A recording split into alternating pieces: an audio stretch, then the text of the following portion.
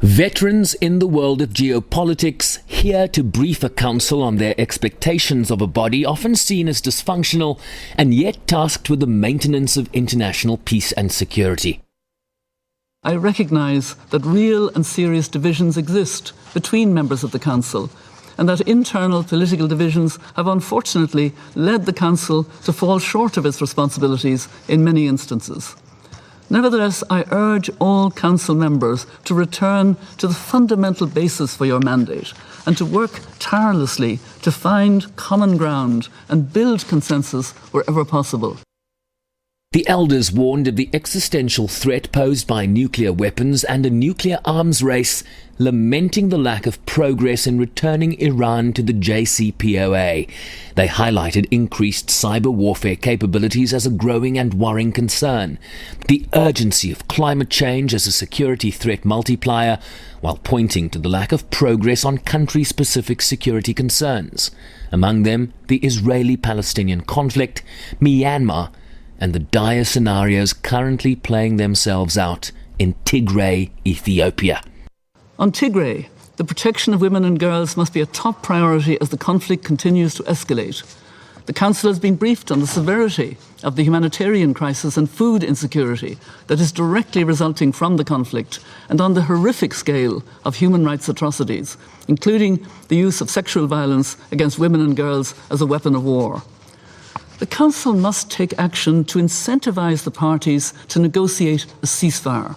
Ending the fighting is the only way to cease the suffering.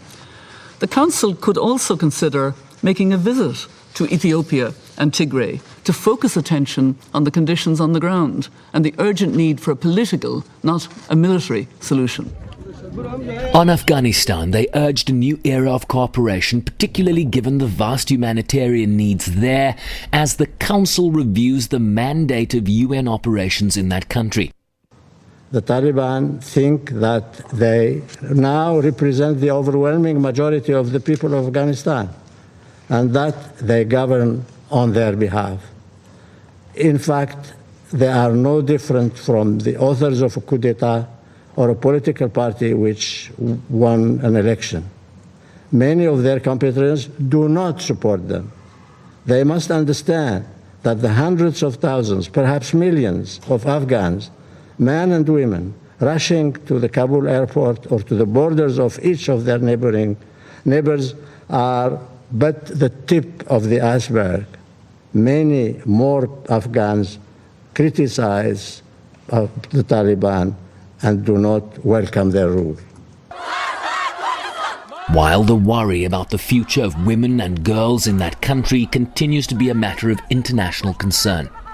Members of the Security Council cannot fail them, and I call in particular on China and Russia in your dealings with the Taliban to encourage them to recognise that the participation of women in society and the education of girls on an equal basis with boys are non-negotiable and must be protected.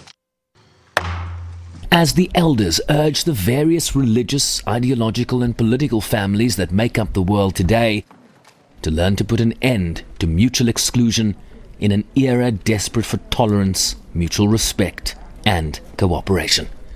Sherwin Brycepease, SABC News, New York. Well, the SABC will be in conversation with the United Nations Secretary General Antonio Guterres on the situation in Afghanistan and Guinea, as well as the COVID-19 pandemic. Watch SABC News channel tonight, 9 o'clock for that interview.